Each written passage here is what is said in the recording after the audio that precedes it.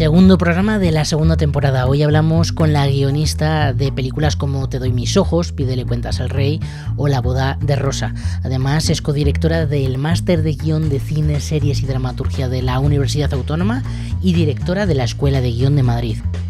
Esto que estás escuchando es La última de Desiderata y esta es la última de Alicia Luna.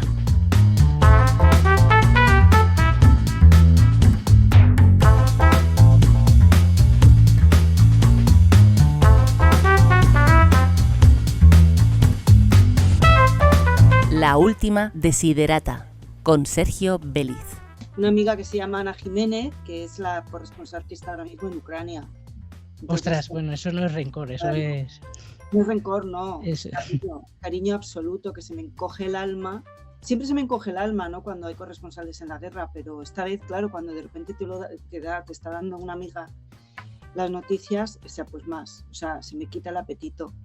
Ya no puedo comer mientras veo las noticias, porque me afecta mucho más. En fin, le mando un caluroso saludo a Ana Jiménez y a todo el equipo que está con ella en Ucrania. ¿En qué medio está? En Televisión Española. En Televisión Española. Joder, es que también en Televisión Española no se está hablando mucho de ello, pero se están comiendo ahí unos pedazos de reportajes en plena guerra que son increíbles. Sí, Quizás... Sí, es verdad.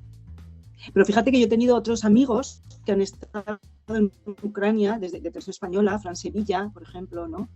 Y Almudena Ariza, que no es amiga, pero es amiga de Ana, entonces he coincidido con ella en algunas veces. Pero Fran, estoy acostumbrada a que cubra guerras, para la radio, para la tele, o cuando éramos muy jovencitos, como corresponsal del País o de otros medios. Entonces, como que está en Ucrania y entonces no se me cierra el estómago, simplemente digo, joder, Fran, qué lío se mete.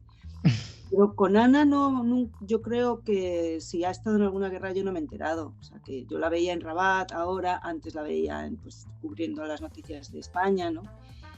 Pero de repente, de verdad, que verla allí en medio... ¡oh!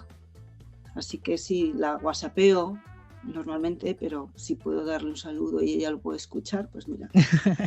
Pues tiene que ser impresionante.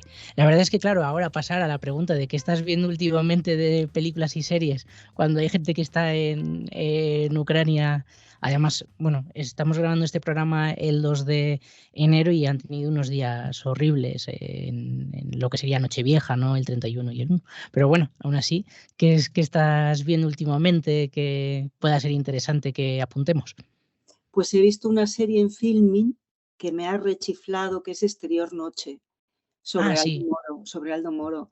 Entonces, claro, me corroe la envidia, de las peores envidias del mundo, porque en España no hacemos estas series porque no nos dejan. Esto hay que decirlo alto, fuerte y claro. Porque a mí hay muchas veces que vecinos y colegas y amigos me dicen, estoy viendo The Crown, pero aquí ¿por qué no hacéis un The Crown? Y digo yo, pues porque no nos dejan. No es porque no haya talento para hacerlo ni ganas. Es simplemente porque no nos dejan. Hay poderes fácticos por encima que no nos permiten hablar de temas políticos. Y si no, pues mirar las películas de Sorogoyen, alguna que otra, que todos sabíamos que estaba hablando de la trama Gürtel, pero aquello no se llamaba ni nada parecido y ni nada.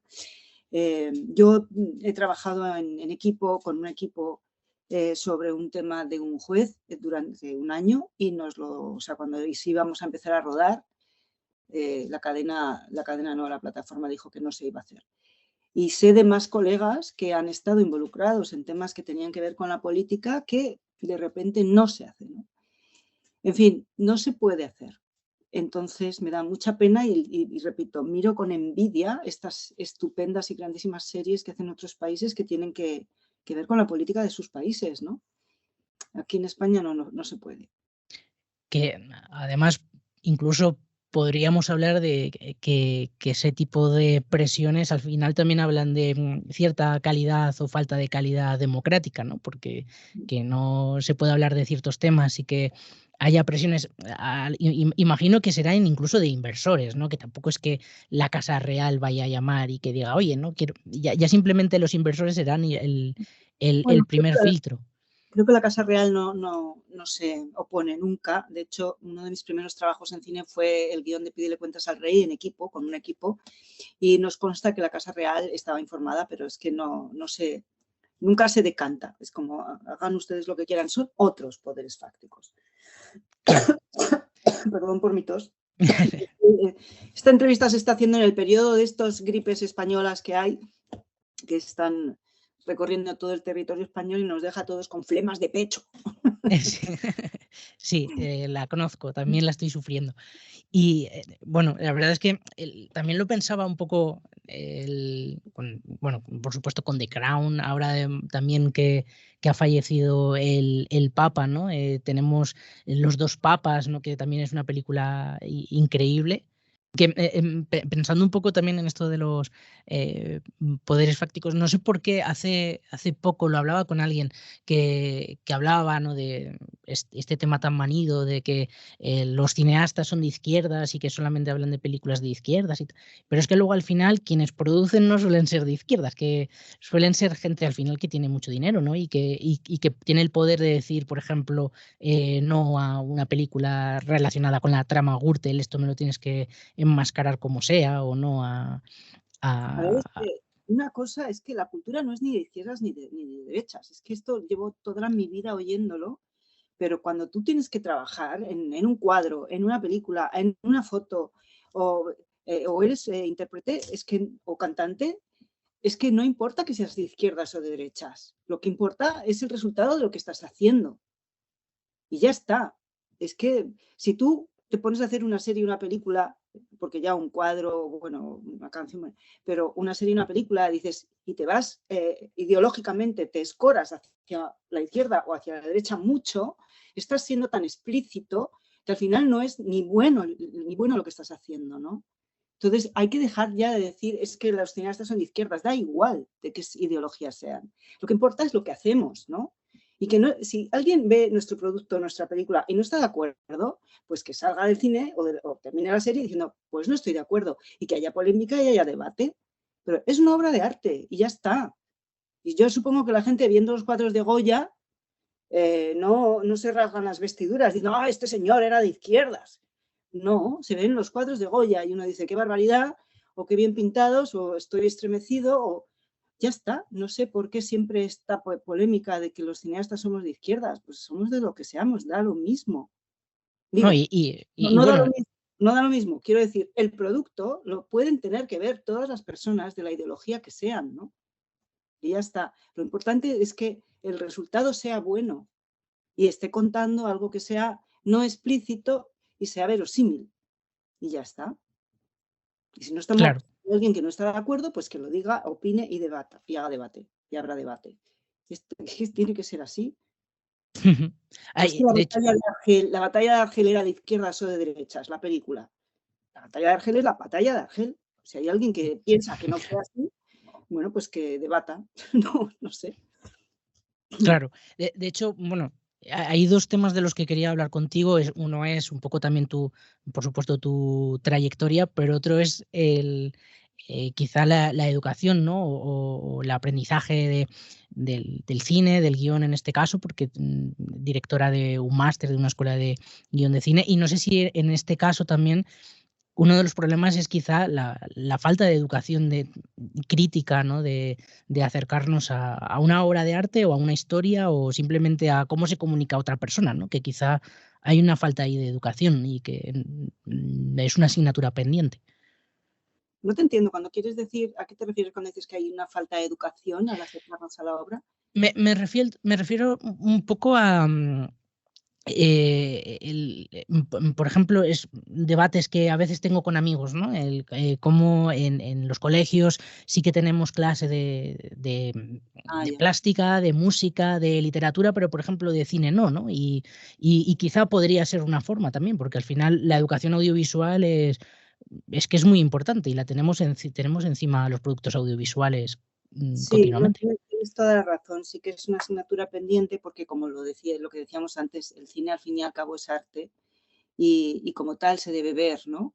Es un arte, es un abanico artístico que recoge desde el documental hasta la obra artística más extraña, ¿no? Más rara, más experimental. Es todo este abanico. Y es verdad que es una asignatura pendiente en las escuelas, que desde la Academia de Cine se está trabajando para que las escuelas y los institutos lo puedan terminar recogiendo como asignatura, ¿no? Y no solo como asignatura que apoye a otras asignaturas, que esto ya se hace, o sea, hay muchos profesores y profesoras que independientemente de que esté en su programa lo usan, ¿no? O sea, pues para dar historia, clases de historia utilizan películas que hablan de ese tema histórico, ¿no? No solo eso, sino una asignatura, igual que hay literatura, pues que haya cine. Es verdad que los niños y niñas tampoco tienen tanto tiempo para estudiar todo y les vendría bien volver a algunas asignaturas de historia y de geografía y de lengua que se han dejado de dar, como se daban antes, y yo creo que los niños están peor preparados ahora.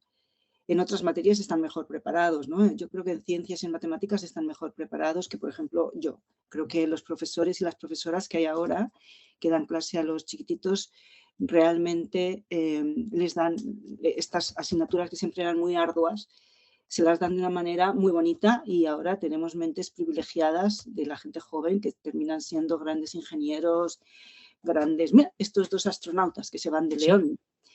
Y yo muchas veces digo, oye, si a mí me hubiera explicado la física así, igual yo me hubiera dedicado a la física porque me parece muy creativa, ¿no? Pero te juro que yo no tenía ni paciencia ni era capaz de dilucidar por qué tenía yo que estudiar, cuánto tiempo tardaba un avión en despegar desde que no sé qué hasta que no sé cuánto. Y decía, ¿y a mí qué más me da? ¿Va a despegar el avión? No, que me dejen en paz. Era así de baja y de irreverente. Entonces eso, los niños no tienen tanto tiempo. Pero sí se debería pensar que hace falta una reestructuración temática porque los tiempos han cambiado y dar la historia o la geografía de esta manera tan absolutamente superficial como se da, pues igual no es muy bueno. Y dar religión de manera obligatoria en muchos colegios, pues es una sandez, con perdón, a no ser que se diera historia de las religiones, que entonces es historia, y esto debería estar dentro de historia. Y en fin, sí, tienen que hacerle un hueco al cine porque ya empieza a ser un arte bastante importante en nuestra vida cotidiana y se debería saber, se debería conocer mucho mejor, no solo cómo se hace, porque tiene tú que eres guionista también sabes que el cine tiene una lingüística muy especial, ¿no? Y una lírica también muy especial y que si eso se aprende desde pequeñitos, pues hay muchas personas que se dedicarían, más personas que ahora se dedicarían al cine, ¿no? Y tendríamos hallazgos importantes seguramente. Y hay que educar a la gente. No tener la mirada, porque la mirada no se debe educar. Hay que educar en ese nuevo lenguaje que es el lenguaje cinematográfico.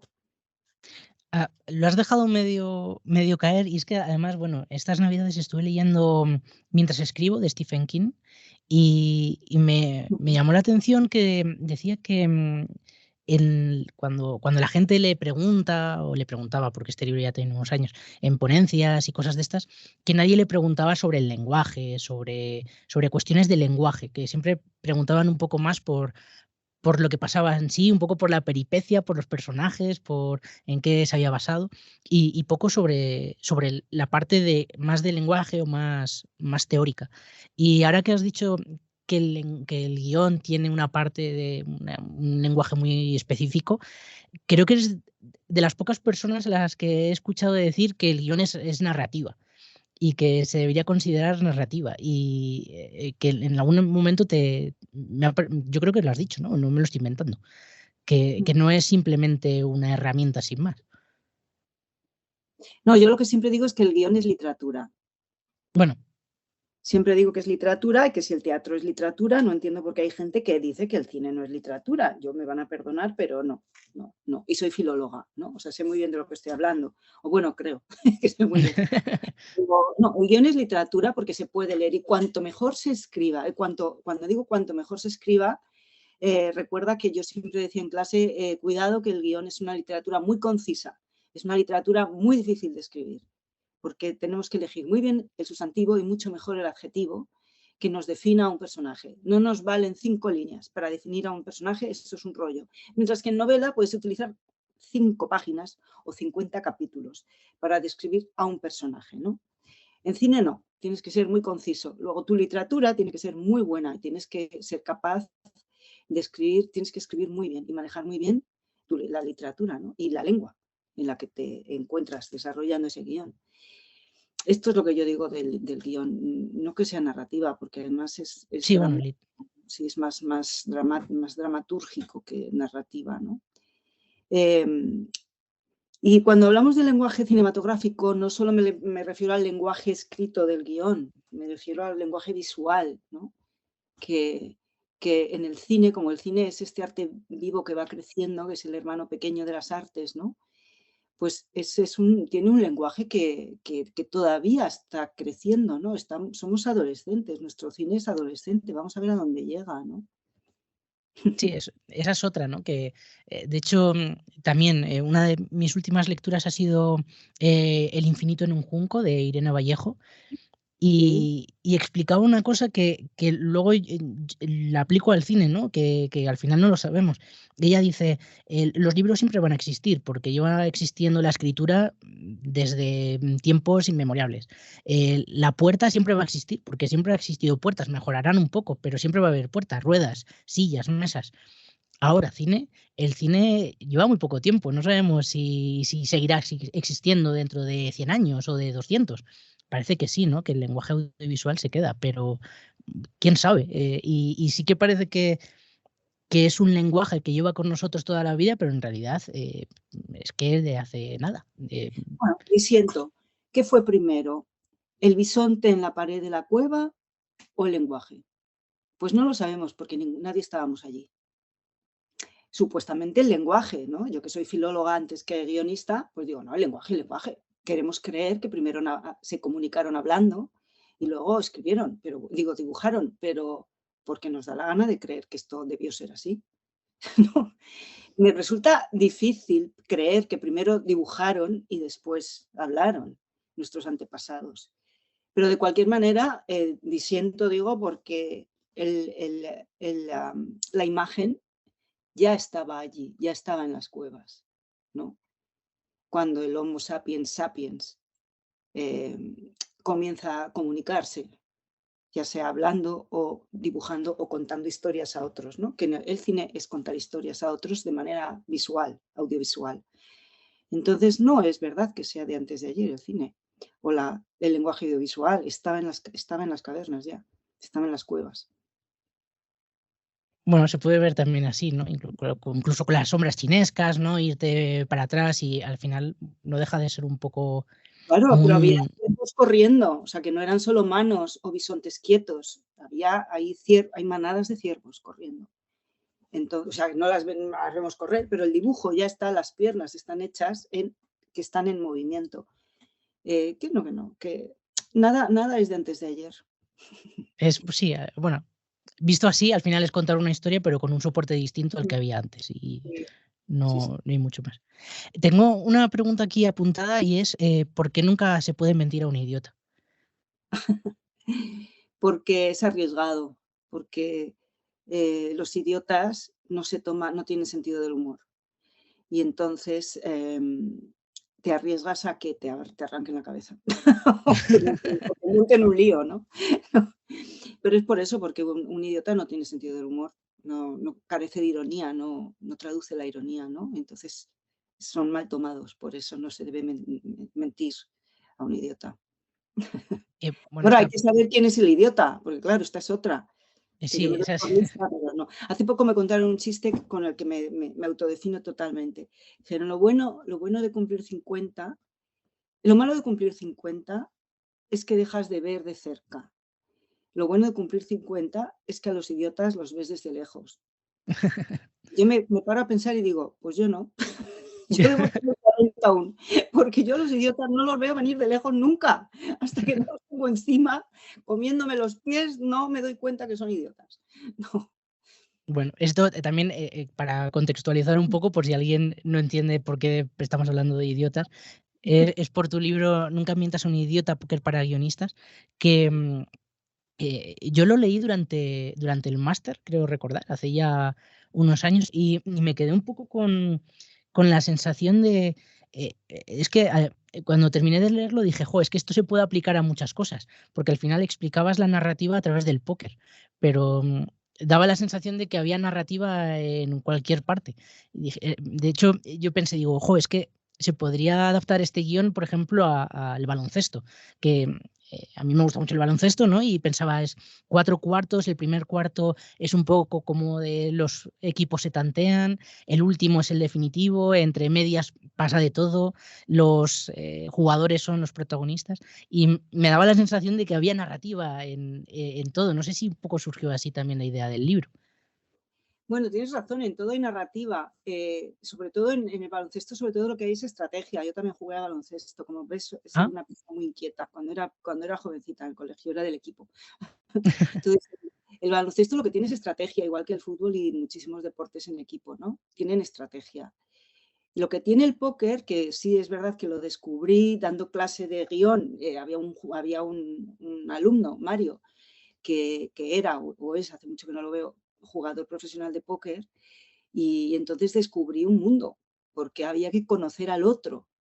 Y su manera, los jugadores de póker, la manera de conocer al otro, no es ninguna tontería. Es que conocen al otro a través de gestos, de movimientos, de acciones, a veces casi de acciones casi imperceptibles, ¿no? Intentan averiguar cuál es la estrategia del otro. O sea, el póker no es solamente estrategia en la mesa.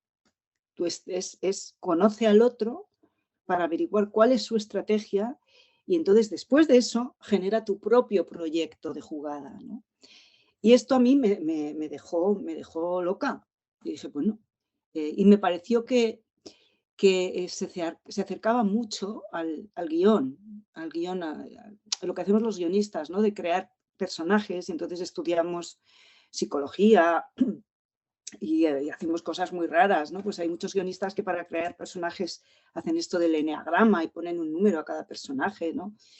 Yo recuerdo que yo utilizo la psicología transaccional porque ellos, los transaccionalistas, los psicólogos, hacen biografía de vida como hacemos los guionistas, entonces nos basamos mucho, o sea, los guionistas nos centramos mucho en crear el perfil psicológico de nuestros personajes, ¿no? Para que sea lo más verosímil posible. Y luego hacemos una estrategia de juego, que es la estrategia, es como la trama, ¿no? de la historia.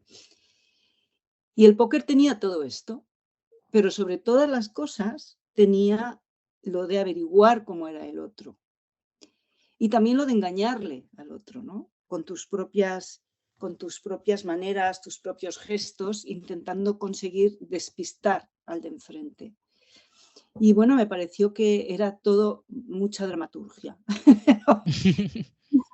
Me pareció que era muy divertido, que era una manera de entrenarte como guionista, divirtiéndote, ¿no? Por eso hubo una época en la Escuela de Guión de Madrid, cuando eran las clases presenciales, y había días que cuando acabábamos la clase jugábamos a póker. O sea, yo compré una mesa de póker, abríamos la mesa de póker y nos poníamos a jugar a póker. Y nos poníamos a jugar a póker con Mario, el alumno este que era jugador, que nos iba enseñando a jugar, y había momentos en los que yo paraba el juego y entonces explicaba algo sobre guión, sobre lo que Mario nos había contado y habíamos estado ejercitando, y yo paraba y decía, ¿veis? Si esto fuera una película, menganito tal, fulanita cual, y ahora ¿hacia dónde iríamos? Ahora esto sería un punto de giro.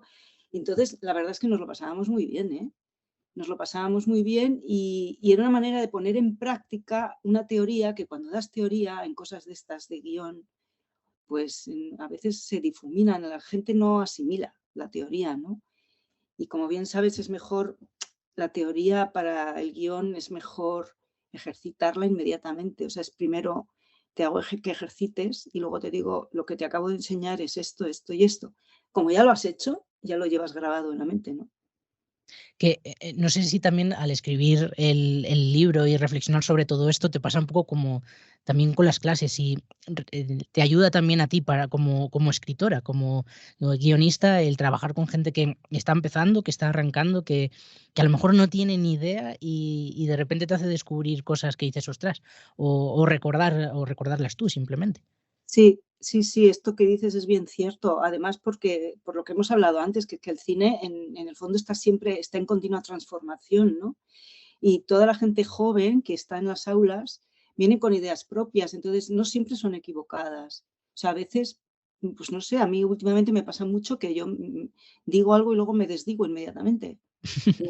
¿Esto es así o no? Oye, y si no, o sea, las reglas dicen que hagamos esto. No lo hagáis a ver qué pasa. Pero yo os he contado cómo es la regla. Pero, oye, haced lo otro. A lo mejor, ¿qué malo puede pasar? Pues que te has equivocado y vuelves atrás. Y luego tienes también mucha razón en que hay gente que llega con ideas que son muy variopintas y muy, no quiero decir locas, sino que son fascinantes.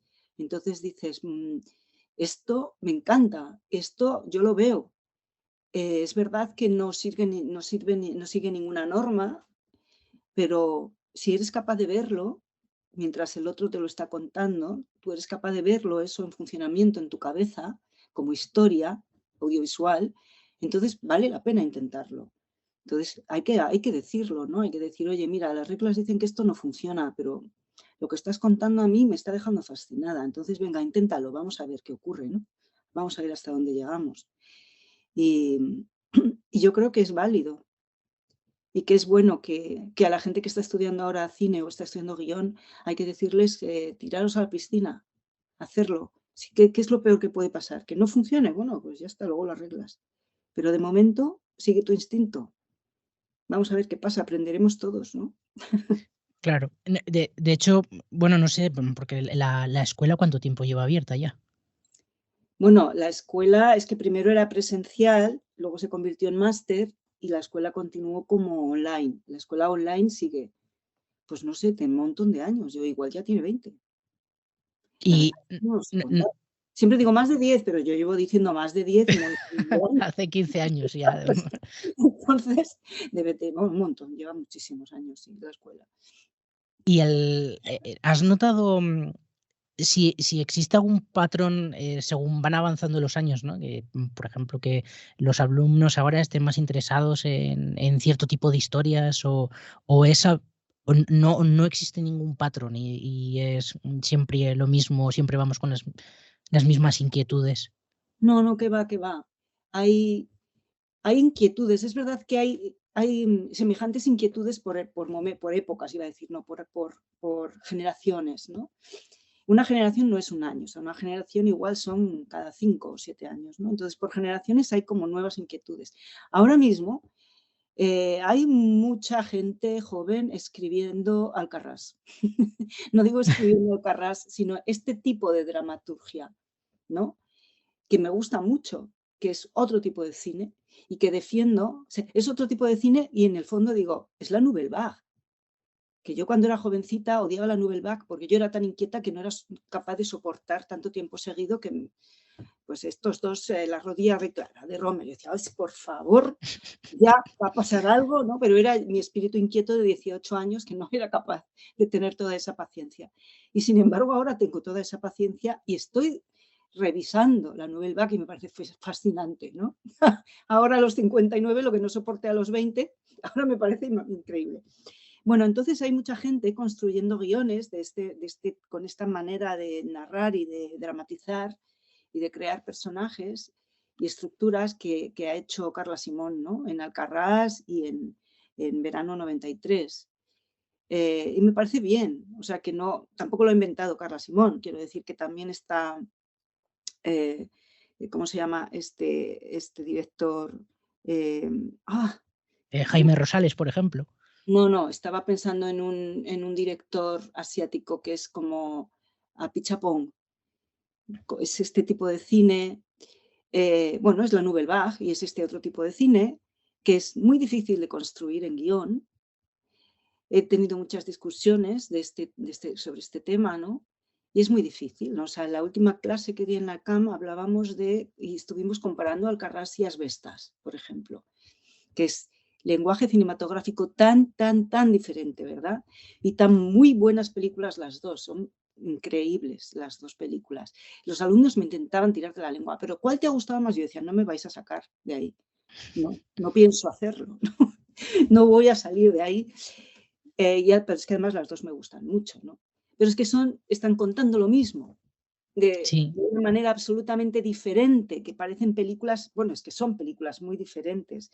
Entonces son lenguajes cinematográficos distintos.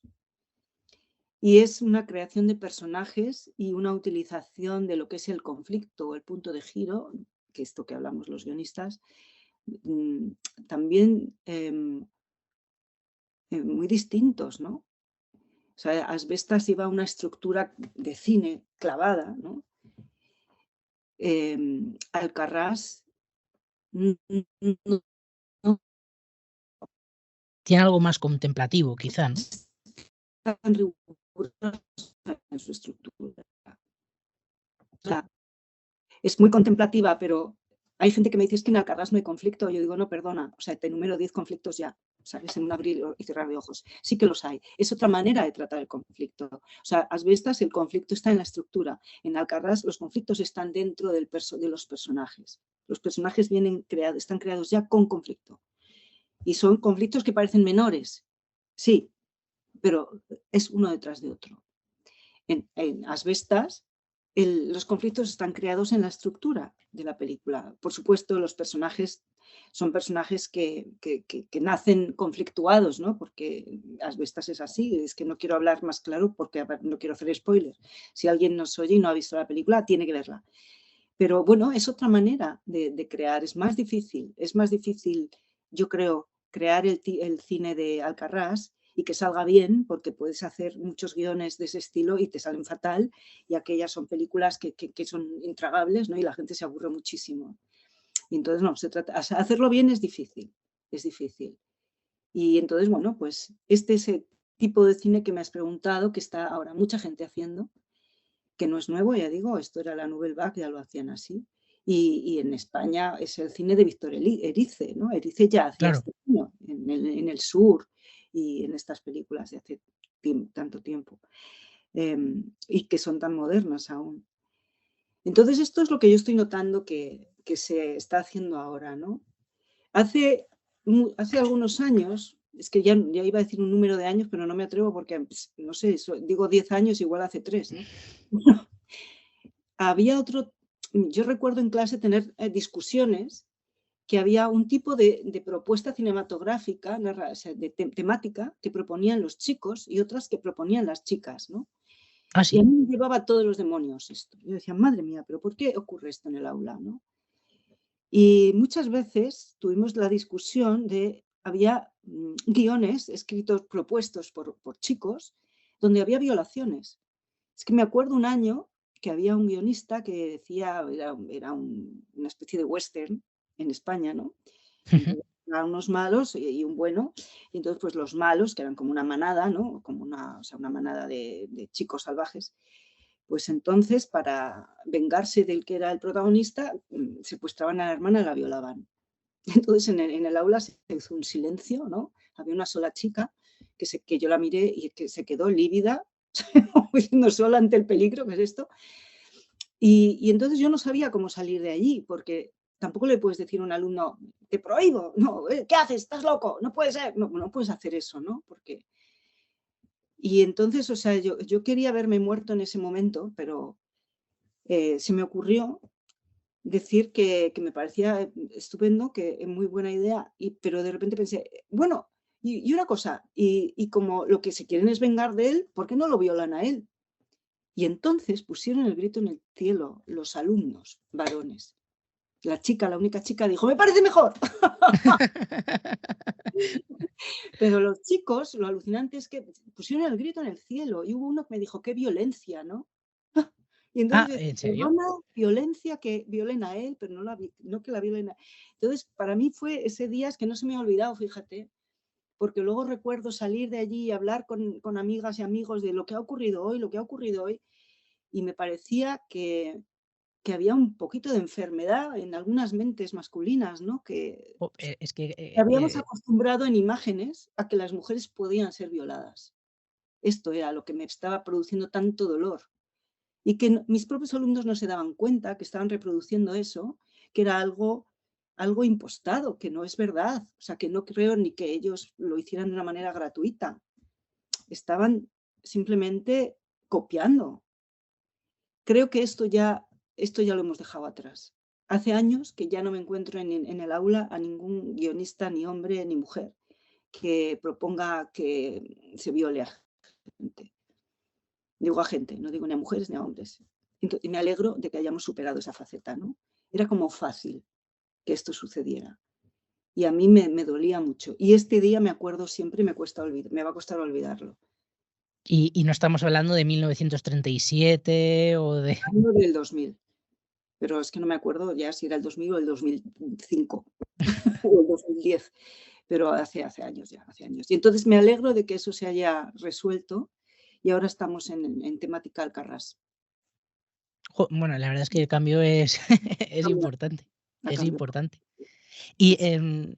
yo tengo por supuesto, mi opinión, y creo que es interesante, ¿no? Apuntarse, por ejemplo, a un máster de guión o a hacer un curso, sobre todo presencial, ¿no? Y con alguien que sepa más que tú y que te pueda contar cosas. Pero en este momento en el que parece que podrías encontrar, y conozco a gente, ¿no? Que se forma como guionistas o como directores o lo que sea a través de Internet con material que hay por Internet. ¿Por qué merece la pena apuntarse a un curso de guión? ¿Online dices o presencial o ambos? O ambos. Bueno, merece la pena si tú tienes una pulsión artística y sientes que, mm, que tienes muchas cosas que contar de una manera audiovisual. O sea, ¿por qué merece la pena apuntarse a un curso de pintura? Hay gente que se va a otro país a tomar clases de pintura y hay otros que las toman de manera online, ¿no? Y dices, puede ser un capricho, que a alguien le sobra el tiempo y se quiere regalar, darse este premio de tomar una clase online o en un taller o como quiera. Y hay otras veces que es una pulsión que te mueve en la vida, que dices, es que yo sé que soy capaz de hacer esto, es lo que más me gusta en el mundo, hago esta otra cosa porque me gano la vida haciendo bolígrafos, pero en el fondo yo sé que soy capaz de generar historias y que las puedo contar audiovisualmente y quiero aprender a hacerlo. Entonces, por eso merece la pena. Es que, bueno, me parece que cada vez hay más chicos y chicas que están interesados, sobre todo, digo chicas porque cada vez también hay más, que están interesadas en escribir o en aprender el mundo del cine, del guión, de tal, y que se apuntan a las escuelas. No sé si es porque, quizá un poco también porque ahora es muy fácil contar historias a través de YouTube, de TikTok, de Twitch, de montarte un podcast en tu casa, ¿no? Y eso hace que se genera cierto interés cuando eres más joven y que luego pues quieras dar un paso y profesionalizarlo, ir a escuelas como la tuya de Escuela de Guión de Madrid o el máster de la Bueno, Autónoma. sí, bueno, yo lo que creo es que realmente no es demasiado vieja en la universidad las facultades de cine. Sabes que, a ver, cuando yo empecé a estudiar cine, habían cerrado la Escuela de Cine de Madrid, que era la única que había en España para estudiar cine, la cerró Franco, ¿no? Y entonces, años después abrieron en la Complutense imagen y sonido, pero se estudiaba publicidad, periodismo y cine. Sin embargo, no es raro que desde hace muchísimos años, muchos más años, existía Bellas Artes, ¿no? O existe la carrera de música. Entonces, no sé por qué nos extraña que haya muchos lugares donde se pueda estudiar cine y que nos parezca que esto es una moda. Y dices, no, si es que ya se podía estudiar artes de otra manera en las facultades, en las universidades, ¿no? Entonces, esto es lo que está pasando ahora con el cine. O sea, que llegamos tarde en el fondo. Que es normal que haya facultades para estudiar cine solamente y no cine y publicidad y periodismo, sino solo cine. Es normal que haya másteres para profesionalizar mejor a la gente. Es normal que haya escuelas en las que se estudie o solo dirección, o solo interpretación, o solo guión, ¿no? Porque es normal que la gente quiera profesionalizarse. Es un trabajo que da de comer a mucha gente, a muchísima gente, el cine, ¿no? Y ahora con las plataformas más, porque antes parece que era difícil, extraño, o sea, había gente igual de poblaciones pequeñas que para ellos soñar con hacer cine era estaba lo mismo de lejos que soñar con ser astronautas, ¿no? Ahora todo está más cerca y las plataformas están dando mucho más trabajo a la gente y tenemos mucho más películas, ¿no? Y series que consumimos a diario desde casa. Ya no hay que ir al cine para ver una película. Entonces, es normal que haya mucha gente interesada en querer aprender.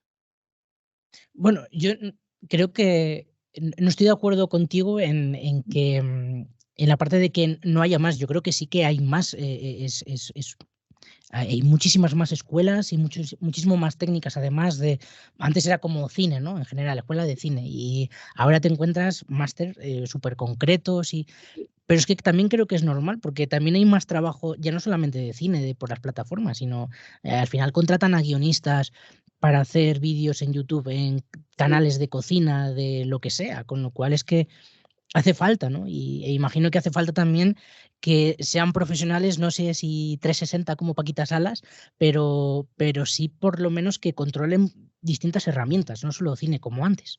sí, claro, ¿no? Pero estamos de acuerdo, ¿eh? O sea, lo que yo te digo es que ya existía la Facultad de Bellas Artes, que es una histórica para estudiar arte, pero que es muy reciente, es de este siglo.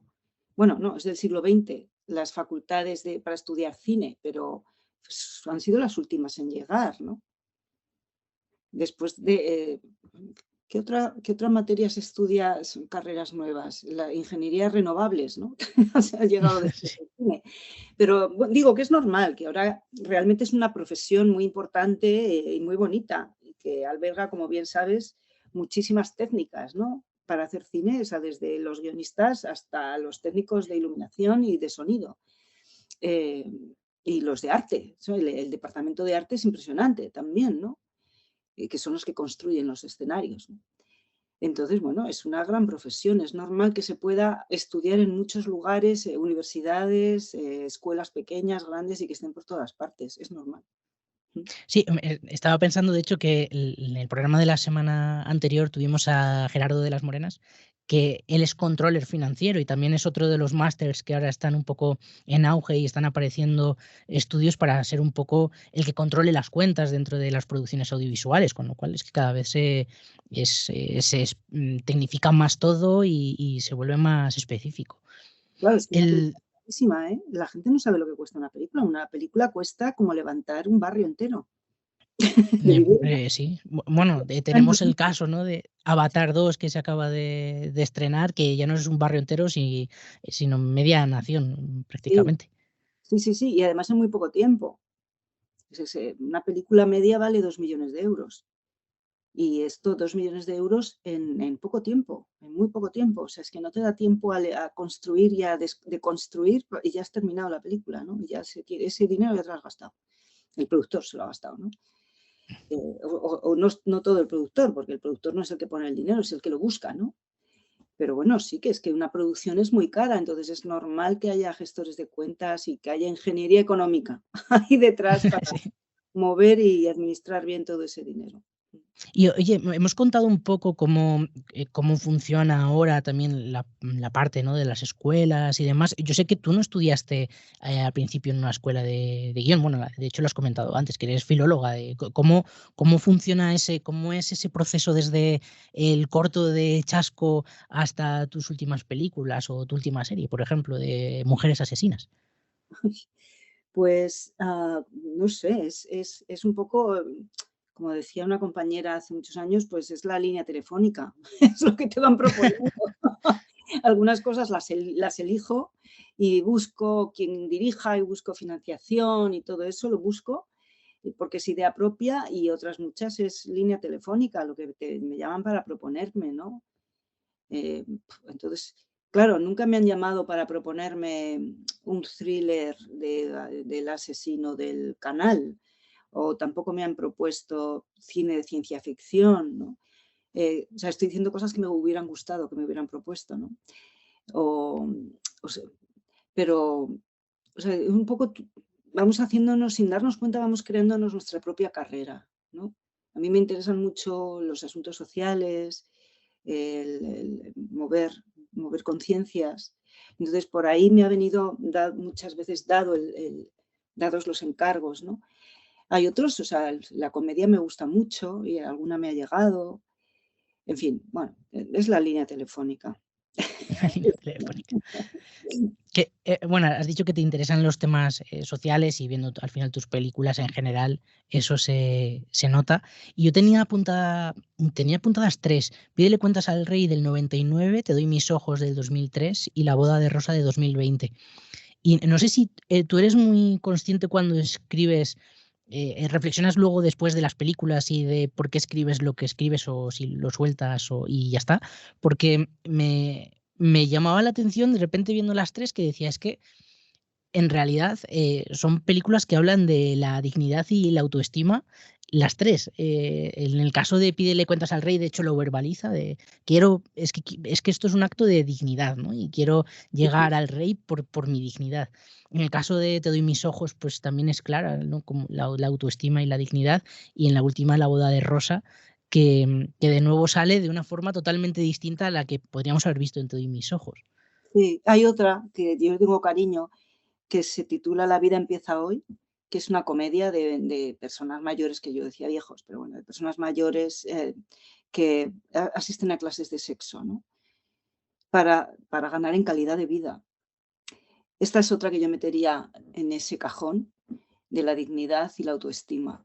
Sí, es que me interesa mucho, es un tema que me gusta. O sea, sí, no sé. Esto que hablábamos de la línea telefónica, ¿no? Es un poco tú vas eligiendo qué camino coges, a veces eres inconsciente, ¿no? De que tienes muchos caminos y escoges uno. A mí mi madre me definía diciendo, es que tú siempre escoges el camino más difícil, hija. ¿Ves? Vas por un camino de piedras y tienes al lado uno de asfalto. ¿Por qué vas por el de piedras? Ese espíritu inquieto y curiosidad. Entonces, bueno, pues eso es lo que elijo. Sí. Digamos que lo fácil, pues me aburre. Bueno, lo fácil es una tontería lo que acabo de decir, porque en el cine nada es fácil. Lo que aparentemente es más fácil es lo más complicado siempre, ¿no? La comedia es muy complicada de construir. Entonces es más fácil el drama, creo. Bueno, no sé, me gustan esos temas de la autoestima y la dignidad, sí. Estaba pensando que incluso podríamos meter Chicas nuevas, ¿no? Que es Sí. un poco distinto, ¿no? Pero también habla un poco de estos temas. Sí, o el proxeneta, claro, sí. Estos han sido los últimos trabajos de documental que he hecho con Mabel Dorzano y que son tremendos. Y de hecho ya no puedo más. O sea, no sé si es la edad, pero de repente hay temas que me resultan excesivamente dolorosos. Y no puedo más con la injusticia sobre el cuerpo de las personas, sobre el cuerpo y su dignidad. No puedo más, me daña. Entonces, por ejemplo, el último trabajo de Mabel Lozano, que es sobre pornografía, pornoexplotación, yo no he sido capaz. No fui capaz ni de terminar el libro. No pude, pero porque me dolía. O sea, es que me ponía físicamente mala, me daban náuseas, ¿no? Ganas de vomitar, me mareaba, que debe ser cuestión de edad, pero que ahora mismo ya no puedo con ciertos temas. Hay ciertos temas que me dañan mucho, ¿no?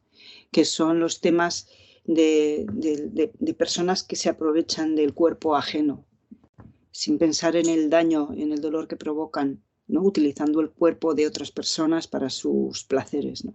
Y que no me sentí capaz de abordar el siguiente documental de Mabel, el de pornoexplotación, que debe ser maravilloso, pero no fui capaz de terminar el libro porque me revolvía, ¿no? Y no podía. Y entonces me he dado cuenta de lo que hablábamos, que yo creo que tiene que ver con la edad, quizá, que estoy hipersensibilizada, ¿no? Que no puedo más. O sea, es como ya tanta ignominia, no puedo más. No sé, ya no puedo. Entonces, de verdad aplaudo a Mabel Lozano porque pudiendo hacer tantas cosas en la vida, escoge esta lucha, ¿no? De una manera incansable y trabajo tras trabajo. Yo no puedo más. También el camino difícil. Sí, más difícil aún. Yo Porque no me he roto. Puedo decir realmente sin vehemencia que me he roto en el camino. Me he roto, no puedo más. No puedo más. Odio profundamente a los puteros, a los proxenetas los anularía de la vida si yo tuviera el polvito mágico para decir, aparece un genio en la lámpara. ¿De quién te querrías deshacer? De todos los proxenetas del planeta, de todos. Y que no nos dejen ni memoria. Y también de los puteros, no es necesario. no, la verdad es que no. Además, bueno, de hecho estaba recordando que Mabel Lozano estuvo de hecho aquí en la radio hace ya mogollón de años. Pero sí, porque yo creo que debió ser con Chicas Nuevas y hace a lo mejor 6 años de esa película, una cosa así, ¿no? Por ahí. Y es que las cosas que contaba sí, es que son muy desagradables y sobre todo sorprende además un poco lo que decías antes, que en 2000 y poco tenías alumnos que contaban historias que casi sorprenden. Es que Mabel Lozano contaba cosas que dices, pero todavía hay chavales de 18 años que los fines de semana salen a esto, de verdad. Es como, me sorprendía mucho, ¿no? Es que es mucho peor. Yo creo que por eso no he podido más. Es mucho peor. O sea, todo lo que nos podamos imaginar es naif al lado de lo que está haciendo la gente joven ahora con la pornografía y con los abusos y violaciones. Y los chicos, yo soy madre de un hijo, los chicos no nacéis con el gen del abuso. Esto es educación. Entonces tenemos la culpa un poco todos. Es verdad que la era Internet se nos ha ido de las manos en ese contexto, pues algo hay que hacer. Y desde luego hay que vigilar mucho el entorno de la gente joven, ¿no? De lo que hacen. Es que no estoy de acuerdo que las chicas tengan que tener más cuidado. Toda la vida Claro. teniendo cuidado. No, hombre, no. Es que los chicos tienen que aprender a no abusar de las otras personas, ¿no? Y ya está. Es que... Entonces, bueno, pues sí, es algo que me he roto. Simplemente ya este es lo único que puedo decir de estos temas, que después de 2 investigaciones y 2 guiones ya me he roto y no puedo más. O sea, me duele y me daña demasiado. Me resulta casi hasta absurdo el concepto de tienen que aprender a no abusar, como si fuese algo que hubiese que aprender cuando debería ser algo inherente, ¿no? Y ya claro, está, así que no... Es que a las chicas no les tienes que enseñar en la vida a no abusar sexualmente de otras personas. Claro. Pero a los chicos sí hay que enseñarles que no se debe abusar sexual ni físicamente de otras personas, ¿no? Entonces, es algo que desde ahí nos tenemos que dar cuenta de qué está pasando. Vale, sí es la era Internet, pero incluso con la era Internet, a las chicas no hace falta enseñarles eso. Es que no. Las mujeres no somos violadoras. Pero los hombres parece que sí. Pues, te digo esto con la boca pequeña, ¿eh? pero bueno, no sé, que ya es un tema muy desagradable y que realmente yo creo que si nos escuchan varones jóvenes deberían revisarlo. ¿Qué pasa? ¿Qué les pasa a ellos y qué les pasa a los chicos de su entorno, ¿no? Porque al final yo pienso que solamente los hombres podéis ayudaros a los hombres. Porque yo como mujer ya estoy agotada. Llevo media vida o más de media vida luchando para que los hombres no abusen. Entonces llega un momento en el que dices, bueno, ya me voy a dedicar a otros temas, ¿no? O sea, es que son los hombres los que tienes que empezar a decir a los otros hombres que no se pega, que no se abusa, que no se viola. Porque claro, los hombres que hacen eso en el fondo son gente bastante machista y misógina, ¿no? Entonces, que las mujeres estemos intentando darles lecciones, pues se lo toman como que no nos hacen caso, porque en el fondo es que tenéis que ser vosotros. Es como decía una amiga mía, las mujeres ya hicimos nuestra revolución en el siglo XX. ¿Vais a hacer vuestra revolución en el XXI? A los hombres, ¿no? Se lo preguntabas. Pues sentadas estamos esperando, a ver si hacéis vuestra revolución ya. Pues bueno, la verdad puede ser un buen momento. Sí. Además, bueno, es que también un poco casi volviendo, ¿no? a lo que hablábamos antes, ¿no? Que es atentar de nuevo también contra la dignidad y la autoestima de los propios hombres, ¿no? El hacer ese tipo de cosas, que es como, ¿qué tipo de autoestima tienes para llegar a comportarte así? Que probablemente haya que mirar también esa parte.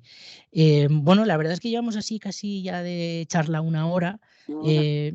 Así a lo tonto, te quería hacer una última pregunta y es si crees que ha cambiado el modo de entrar en la industria en estos últimos años, sobre todo para gente que nos esté escuchando, que a lo mejor esté también arrancando en el mundo del cine, que esté pensando si apuntarse a un máster de guión, si ha cambiado, porque hay un tema que me llama la atención, ¿no? Y mucha gente dice, y a veces estoy muy de acuerdo, con que ahora es más difícil, que cuesta meter la cabeza mucho más, que antes era más fácil. Y sin embargo, luego por otro lado, te das cuenta de que hay muchas más opciones, ¿no? Y que puedes entrar por muchos otros sitios, que antes a lo mejor solamente había una puerta y ahora tienes 1000 cosas por las que probar, comentábamos antes, ¿no? Tanto en Internet, YouTube, Twitch, podcast, tal. Sí. Y no sé si es más fácil o más difícil. Bueno, siempre ha sido difícil, pero yo creo que antes era más difícil porque había menos lugares a los que acudir para trabajar. Es que el cine era cine. Y luego en la televisión tenías las series que había en televisión, que eran solo 5 canales, pero hacían series igual 2 o 3, y no tanta gente haciendo cine, ¿no? Era más difícil porque había menos trabajo como guionistas. Ahora hay mucho más trabajo con las plataformas. Yo creo que es más fácil entrar, pero tienes razón que yo también he escuchado en los últimos años, este último año, que es muy difícil y que es falso que, aunque haya plataformas, sea más fácil entrar a trabajar como guionista, ¿no? Porque no hay, o sea, como que dan trabajo a los mismos siempre. Yo sigo creyendo que ahora es más fácil que antes, ¿no? Porque hay más puertas y porque hay más trabajo. Hay mucha gente joven trabajando. Antes era muy complicado, o sea, yo tuve que empezar pues trabajando con Gonzalo Suárez, ¿no? Que él estaba trabajando en una nueva película y yo estaba allí como de ayudante secretaria. Bueno, pues tenías que ir un poco al lado de gente ya consagrada y yo creo que ahora hay mucha gente joven que hacen piña, hacen grupo, hacen equipo, llaman a una plataforma, consiguen el contacto, los de la plataforma, el equipo estos de contenidos que hay en las plataformas, pues les escuchan el pitch que llamamos, ¿no? La presentación del proyecto. Y digamos que no es fácil que les guste a los de las plataformas todo lo que se les presenta, pero no es imposible que de repente una idea que 3 chicas o chicos les presentan les parece que igual esto no está mal, ¿no?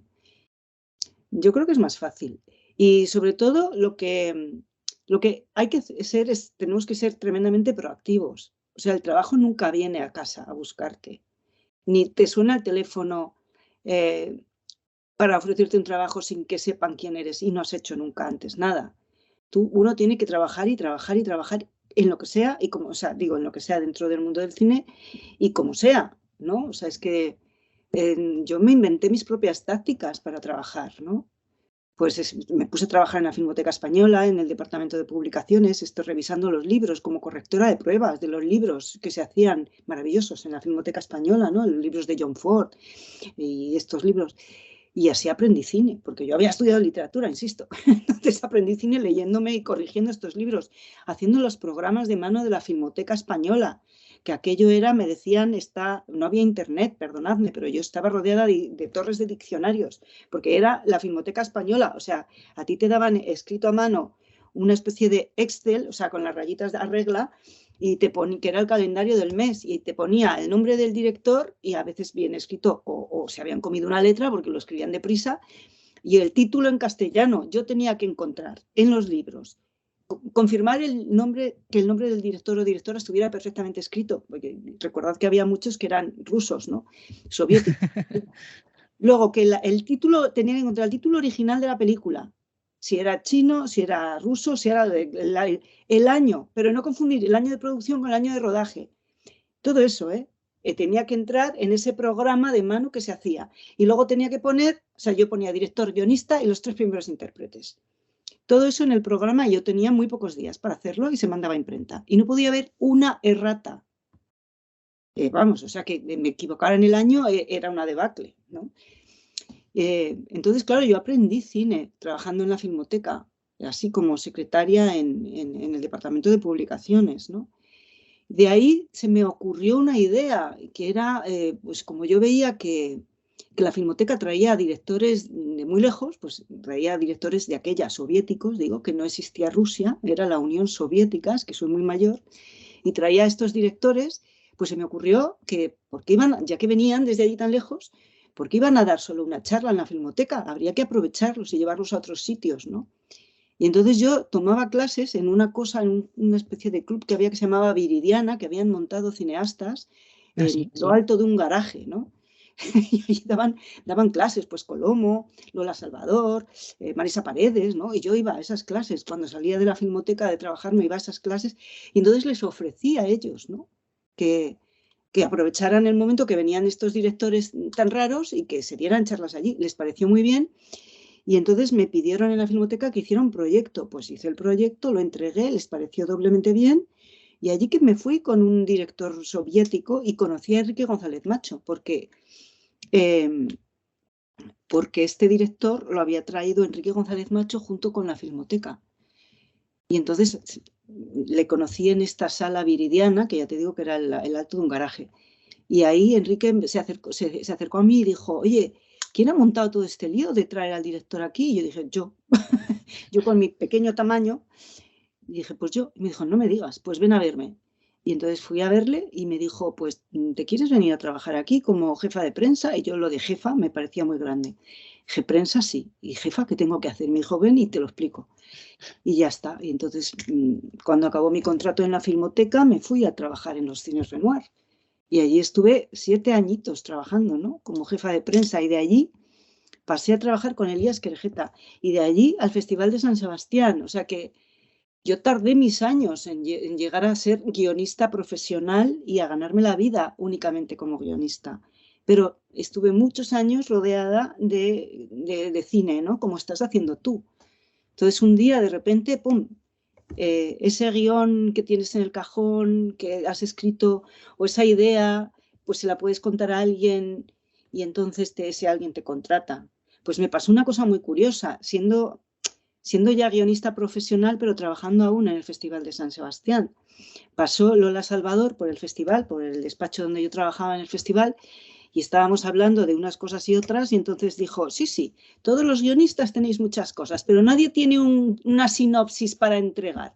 Y dije que no, un momento, le dije a mi impresora, le saqué una sinopsis de un folio y le dije, toma, calla la boca. Lola había sido mi profesora, mi maestra, una de mis profesoras de guión.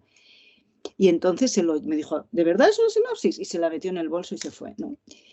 Un mes después, en octubre, cuando ya había acabado el festival y yo estaba en Madrid, me suena el teléfono yendo yo en el autobús y entonces me dijo, no te lo podía decir entonces, pero ahora sí, estoy contratada por Mediapro, Lola Salvador estuvo trabajando en Mediapro muchos años, y ahora ya es en firme, tu sinopsis me ha gustado mucho, la he pasado a dirección y queremos tener una reunión contigo para contratarte como guionista para este. Y yo iba en un autobús y me tuve que bajar, porque me ahogaba, no había aire suficiente en el autobús. O sea, entonces, claro, la vida te pillan estas y tienes que estar preparada, ¿no? Tienes que estar preparada. Entonces, claro, yo llegué a esa reunión y tenía que tener respuestas. ¿Y quién te gustaría que dirigiera? ¿Y cómo lo quieres hacer? Y yo tenía que dar respuestas a todo. En fin, bueno, entonces uno nunca se puede dar por vencido. Esto es lo que quería decir. Tú estudias guión y nunca te puedes dar por vencido. Siempre tienes que seguir en la brecha. Siempre. Y la línea telefónica se consigue también entregando teléfonos, ¿no? Que al final no es que te llamen a tu casa porque sí, sino porque has hecho trabajos, te has movido con gente, has enseñado tú lo que sabes hacer y es como te acaban llamando. Línea telefónica, digo también que te llaman muchas veces, son gente que te conoce. O sea, que tú vas tomando una caña un día y dices, no, pues no, esta historia es una tontería, esta historia se tendría que escribir así. Entonces, 3 días después, el del bar, el de la caña, te llama y te dice, ¿eso que contaste, lo hacemos? ¿Que tengo financiación? Bueno, pues esa es la línea telefónica, ¿no? O sea, Itziar y yo también empezamos de una manera así de tonta juntas a trabajar, ¿no? Yo era jefa de prensa y fui jefa de prensa de películas suyas y otras en las que ella había trabajado como actriz. Entonces nos conocíamos de eso. Entonces un día, hablando de un asesinato a un señor mató a su mujer en el parque cuando la señora estaba con el niño, con una escopeta, ¿no?, en Cuenca. Y estábamos hablando indignadas de esta noticia y semanas después ella me llamó para decirme, me han propuesto que haga una cosa del largo al corto y he pensado que por qué no hacemos tú y yo juntas, fíjate que yo era jefa de prensa, Sergio, ¿no?, esta historia de la que estuvimos discutiendo el otro día. Y bueno, pues hicimos. Entonces, a eso es a lo que me refiero cuando hablo de línea telefónica, que nunca tenemos que dejar de estar en la brecha, de escribir nuestras cosas y de hablar de lo que nos gusta, con la gente que también se dedica a ello, ¿no? Hay que crear equipo. Yo les digo muchas veces a los alumnos, no te quedes parado, o sea, monta equipo. Tú eres guionista, busca a alguien que pueda dirigir lo que tú escribes. Y ahora mismo tenéis los móviles, que hasta con un móvil se puede grabar un corto, ¿no? En mi época no, era cine. O sea, el vídeo llegó un poco después, ¿no? Y era bastante más difícil porque el cine es más caro. Entonces, bueno, siempre se puede seguir haciendo. Siempre hay 1000 tipos de festivales donde puedes mandar un trabajito, donde puedes rodearte de otras personas que están haciendo cine como tú. Hay que hablar, hay que comunicarse con los otros. Completamente, estoy completamente de acuerdo. De hecho, además estaba pensando, no me acuerdo dónde lo escuché hace poco, y un poco con lo que contabas, ¿no? De los pasos que fuiste dando desde jefa de prensa hasta llegar a ser guionista reconocida, que muchas veces pensamos que tenemos que ir del punto A al B y luego al C para llegar así a la Z, pero no somos conscientes de que hasta que no llegamos a la Z no sabemos por qué puntos hemos pasado, ¿no? Y que a lo mejor el camino que teníamos planeado nos ha llevado a un sitio totalmente distinto y que ese echar la vista atrás es lo que te hace, claro, es que yo al aceptar esto, entonces conseguí esto otro y conocí a no sé quién, pero si lo haces de forma estratégica es muy difícil. Por tanto, hay que estar trabajando continuamente y moviéndose para que eso pueda ocurrir. Claro, tienes que estar donde quieres estar. Y muchas veces hay que salir por la ventana de los sitios donde no quieres estar, ¿no? A mí Titón Gutiérrez Alea, el director de Fresa y Chocolate y de Guantanamera, me dijo un día, ten cuidado porque el estrés es un tren del que es muy difícil bajar. Normalmente hay que tirarse en marcha. Y poco después me fui de Alta Films. Porque lo cuento aquí por primera vez. Que me pareció una lección. Él sabía que yo quería ser guionista. Yo nunca le di nada a leer a él, ¿no? Pero sabía que yo quería ser guionista y sí, viajábamos juntos por España con sus películas, ¿no? Fresa y Chocolate y Guantanamera, que estuvimos juntos en Alta Films. Y viajábamos con Mirta Ibarra, su mujer, ¿no? Pero entonces él veía mi nivel de trabajo, de que era estresante, muy estresante, ¿no? Y entonces me lo tomé como una lección. Y después de Guantanamera no me acuerdo qué más cosas hice y ya, dejé Alta Films e intenté bajarme de ese... Me bajé en marcha, sí, exacto. Me abrí la cabeza, me bajé en marcha. Pero bueno, fue un paso arriesgado que tuve que hacer, porque es aquello, uno tiene que estar donde quiere estar. Y si descubres que no estás donde quieres estar, sal por la ventana, pero sal. Porque si no, te quedas ahí para siempre y terminas siendo una persona frustrada. Y hay trabajos que te permiten hacer tu cara B, ¿no? Tu otro trabajo. Hay otros trabajos que te quitan te quitan las 24 horas y te agotan y no puedes hacer otra cosa. Entonces, esos, si te frustran, esos sí los tienes que dejar. Lo digo alegremente, pero perdón, o sea, hay que pagar facturas y tal, que yo las tenía que pagar. Claro. Que yo me fui con la piscina vacía, no estaba llena de agua, me fui, o sea, pero estaba loca y tuve coraje. Ya. Un tirarse en marcha en toda regla. Sí, dije, ya, hasta aquí. Pero también es verdad que fisiológicamente me empecé a sentir muy mal, ya tenía jaquecas continuamente. Y bueno, ya está. O sea, hay momentos en la vida, hay que leer, hay que aprender a leerse a sí mismo, ¿no? Hay momentos en la vida que es tu punto de giro. Y no tienes que dar. Sí, al final sí, hay narrativa en todo. Pues, muchas gracias por este rato, por esta conversación. Además, tenía ganas de traerte al programa. Creo que no he mencionado tu nombre, eres Alicia Luna, es la última de Alicia Luna en la última Desiderata. Y muchas gracias. Es probable que en algún momento más adelante, cuando saques alguna otra película o demás, contacte contigo para al menos que me cuentes un poco en el programa de qué va y que la gente le eche un vistazo. Y muchas gracias, Alicia. Muchas gracias a ti, Sergio. Y a ver cuándo vemos una película con tu guión. Ya va que ponemos, ya verás. Espero. Bueno, muchas gracias. Un besito, Sergio. Chao. La última Desiderata, con Sergio Vélez.